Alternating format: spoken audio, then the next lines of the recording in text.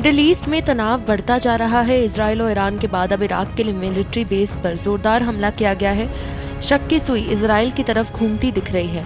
Israel और Iran के बीच बढ़ते तनाव के बीच मध्य इराक में उससे एक सैन्य अड्डे पर शुक्रवार की रात भर बमबारी की गई। अमरीकी सेना ने हमले में किसी भी भूमिका से इनकार किया है। वहीं इराक की फोर्स पीएमएफ ने कहा है कि उसको काल्जो मिलिट्री बेस के कमांड पोस्ट पर जबरदस्त धमाका हुआ है, जो बगदाद से मात्र 50 किलोमीटर दूर है। सूत्रों ने बताया कि धमाके के पीछे की वजह एयर स्ट्राइक है। सुरक्षा सूत्रों ने यह भी कहा है कि इस हमले में एक पीएमएफ फाइटर की मौत हुई है, जबकि 6 जवान घायल हुए हैं, जिन्हें अस्पताल में भर्ती करवाया गया है। एक समाचार एजेंसी के मुताबिक धमाके की वजह से बेस पर मौजूद कुछ लोग घायल भी हुए हैं। धमाके की एक टीम जांच भी कर रही है। हालांकि अभी तक ये नहीं पता चल पाया है कि एयर स्ट्राइक के पीछे कौन है, जिसने ये किया है।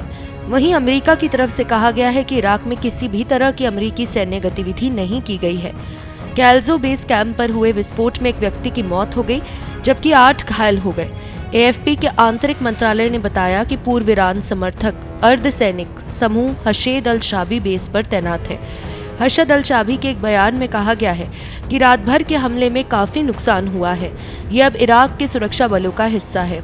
एएफपी ने मंत्रालय के सूत्रों के हवाले से बताया कि विस्फोट उपकरण भंडारित करने वाले गोदामों में हुए हमले की जिम्मेदारी का अभी तक कोई दावा नहीं किया गया है। अमेरिकी सेना ने सोशल मीडिया पर कहा कि उसकी सेना इस हमले में शामिल नहीं थी। इसमें कहा गया है कि हम उन रिपोर्टों से अवगत है जिनमें दावा किया गया है कि अमेरिका ने इराक में हवाई हमले किए हैं। वो रिपोर्टें सच नहीं हैं। अमेरिका ने इराक में हवाई हमले नहीं किए हैं। ताज़ा हमला मध्य पूर्व के 2 कट्टर दुश्मनों ईरान और इजराइल के बीच बड़े तनाव के बीच हुआ है, जो गाजा संघर्ष के परिणाम स्वरूप युद्ध के कगार पर है। इस महीने की शुरुआत में इजराइल ने सीरिया में ईरान के दूतावास पर हमला किया, जिसमें एक शीर्ष रेवोल्यूशनरी गार्ड कमांडर सहित कम से कम 11 लोग मारे गए, जिसके जवाब में ईरान ने सप्ताह की शुरुआत में इजराइल पर एक अभूतपूर्व ड्रोन और मिसाइल हमला किया। अमेरिकी अधिकारियों के अनुसार जैसे को तैसा की पद्धति अपनाते हुए अब इजराइल ने शुक्रवार को ईरान पर ड्रोन हमला किया और ईरान के तीसरे सबसे बड़े शहर इस्फहान के पास विस्फोटों की सूचना मिली, जिससे उसे कई शहरों में अपनी वायु रक्षा प्रणाली को सक्रिय करना पड़ा। हमले में मिसाइलें दागे जाने की खबरें थी, लेकिन ईरान ने कहा कि उन्होंने कई ड्रोन मार गिराए हैं और फिलहाल कोई मिसाइल हमला नहीं हुआ है।